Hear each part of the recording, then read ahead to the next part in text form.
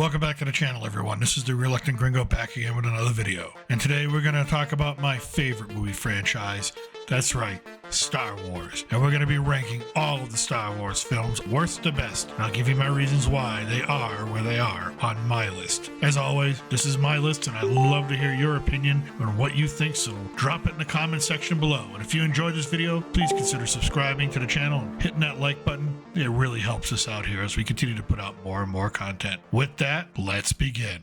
Number 11, The Rise of Skywalker. If a movie does not have a good script, it does not matter how good it looks. This is never more true than with the third and final chapter of Disney's Star Wars trilogy. From top to bottom, the script is a mishmash of ideas, MacGuffin hunts, implausible scenarios, unexplained twists and revelations, and simply does not feel like a Star Wars film. It is essentially a B-movie sci-fi offering masquerading as a member of the iconic franchise. J.J. Abrams is not the genius creator you think he is. He may be smart enough and deceitful enough to get himself multi-million-dollar deals based on half-baked premises and the promise of mysteries and suspense, but he never really is able to truly deliver. Star Trek, Star Wars, Lost, these are his signature moments in entertainment, and they're all divisive and dissatisfying to their fan bases. J.J. Abrams' legacy is one of deconstruction for the sake of looking clever, but in the end his work, like the last Star Wars film, is something that should never have been brought to bear in the public. The Rise of Skywalker is not just the worst movie in the Star Wars history, it is one of the worst movies of the past 25 years. Number 10, The Last Jedi. If The Rise of Skywalker was bad, The Last Jedi just edged it out for the number 10 spot. Kathleen Kennedy and Rian Johnson gave us a film that was meant to subvert our expectations. The problem is we did not want our expectations subverted. We wanted the Jedi Master Luke Skywalker, not the hobo we see on the sidewalk every day smoking meth. We wanted a viable replacement for Han Solo, not the beta male we got in Poe Dameron. We wanted a last great push from Carrie Fisher. Instead, we got Mary Poppins in space and a replacement, Admiral Holdo, who's in the movie simply to insult and lecture every male Star Wars fan in existence. She's there to tell you that you, as a male, are a bad person. When the hell did Star Wars become this? Nothing George Lucas ever did was so outright blunt or berating for his fan base. Sure, George had a social message about tyranny and the idea that the human spirit yearns for freedom and that we all are redeemable in the end. You know what else George had? Talent. He could tell a story with a message and make it entertaining and all-encompassing. Kennedy and Johnson do not have this talent. They are politicians pretending to be filmmakers, and as is with all politicians, they have nothing good to offer. The Last Jedi will go down as the film that broke the Star Wars franchise, maybe forever. Number 9, The Force Awakens. I have little to say about this film other than it's a ripoff of A New Hope. I know it made billions, but that was pure hype, and the appetite for true new Star Wars with Han and Chewie and Leia and Luke was enough to make us initially overlook the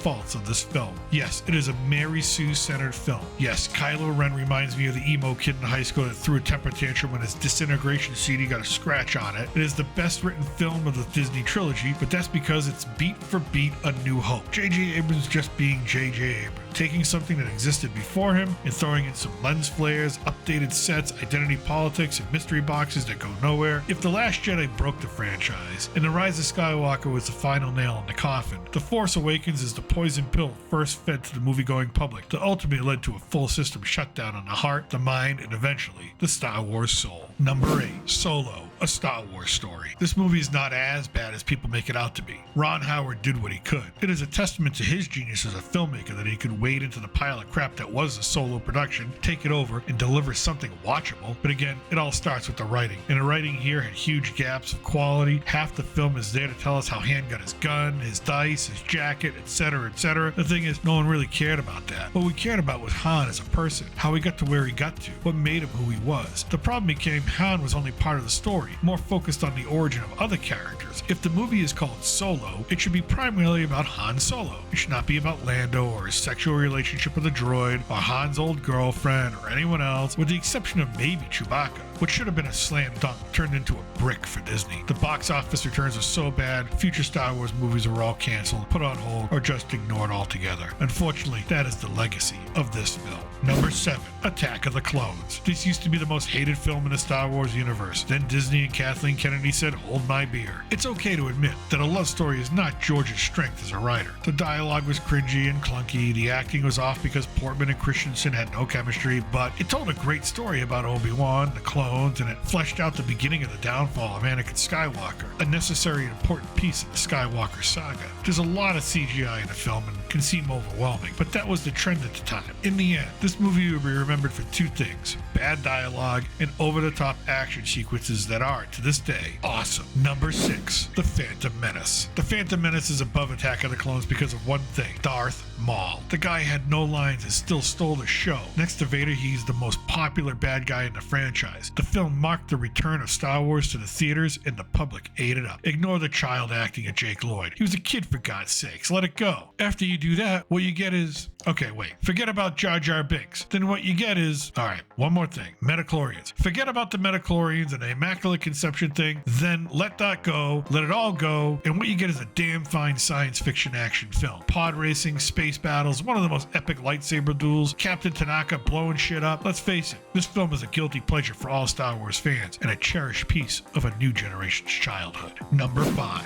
Return of the Jedi. The first entrant of the original trilogy lands at number 5 for me. It is hard for any trilogy to wrap everything up, even more so when you're trying to complete a space opera the scope and size of Star Wars. For me, Return of the Jedi is 80% there. I get the Ewoks, but I would have preferred Wookiees. I think we needed more between Luke and Vader than what we got in terms of dialogue. I just feel that there was so much unsaid between the two that it felt empty, and I'm never a fan of a film that seems to split into two, giving me seemingly two separate films that are pasted together. The rescue of Han and the fight against the Empire just did not go together for me as seamlessly as I wanted. With that said, we finally get full power Luke versus full power Vader. The Emperor is just menacing and creepy. The special effects are tight. The space battles are amazing. The forest battle is emotional and swings you up and down from cheering to despair and back again. The Empire is defeated. The circle is complete. The Skywalker saga has concluded, and it was satisfying. For that, Return of the Jedi makes the top 5.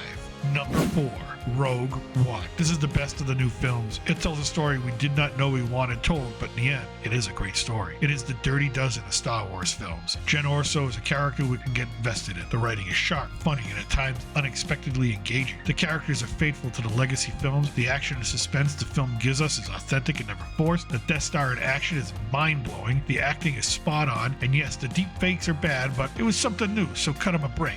They were trying. The use of Vader was perfect. Not too much, not too little. And dear God, that end where he just hits beast mode on those poor rebels, that was something Star Wars fans were waiting to see for decades. In Rogue One, they got Vader right, and the impression that that film left on moviegoers cannot be understated. For these reasons, it is number 4 on this list. Number 3, The Revenge of the Sith. The best opening sequence of any Star Wars film, hands down. Now, The Revenge of the Sith may be up and down in terms of pace, sometimes bordering on being too slow, but what we are watching is the descent into evil, the greatest villain in movie history, Anakin Skywalker. The manipulation, the backstabbing, the gaslighting, the deceit, the hopelessness of the Jedi Masters to stop the inevitable rise of the Sith is made even more chilling because we all know what's coming. We just don't know how. The beauty of this film is that it does not formulaically get us to a new hope. It is crafted so well in a narrative that we are surprised, thrilled, and ultimately exhausted by the emotional turns this film delivers. Arguably the greatest lightsaber duel in Star Wars, arguably the most gut-wrenching scene, and the creation of Vader as a cyborg, the sense of hope we're left with as we watch the twin setting suns on Tatooine. This movie had a job to do, and it did it well. The Revenge of the Sith managed to wrap up an oftentimes derided second trilogy with heart and dedication to the original source material, while giving audiences something new and satisfying. Number 2,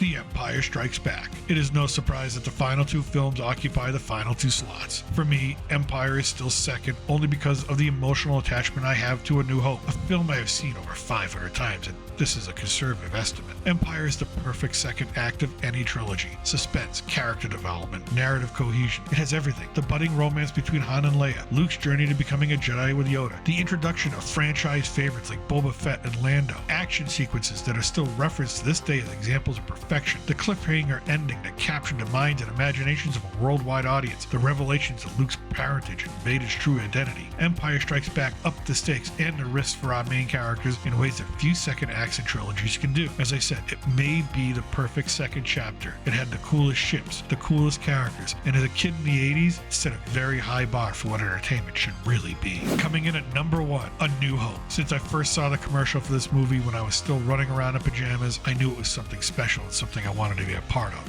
Few movies, and maybe no other movie more than this one, affected the culture as a whole on such a grand scale. Released in 1977, it still stands as the benchmark of success in pop culture, both in terms of storytelling and financial success. There's not much I can say about this movie that has not already been said. I lived the phenomenon that was Star Wars. The movie, the long lines, the sold-out theaters, the toys, the action figures, the holiday specials, the cartoons, the comics, the merchandising, the clothing. It did not just become a part of my world, it became my world. A New Hope represents everything that is good and right with filmmaking and storytelling. It represents everything that great entertainment can be when we cast aside agendas, politics, biases, and opinions in favor of trying to figure out what is the best choice for the narrative and how can we best show that to our fans. The term perfect movie is thrown about a lot in reference to films like Back to the Future or The Dark Knight, but the original perfect movie is Star Wars: A New Hope. It hits every beat, nails every line, closes every gap. It became more than a cultural phenomenon. It has become part of our shared collective experience crossing over generations. That is why A New Hope will forever remain #1 in the Star Wars franchise. And that's my list. What did you think? Let me know in the comment section below. And if you want some more Star Wars content, click on the thumbnails here for my top 10 Star Wars action figures and my top 10 Star Wars action figure vehicles. With that, as always, thank you for watching. I appreciate you so much. And from south of the border, I am still your reluctant gringo. Salud and a huevo.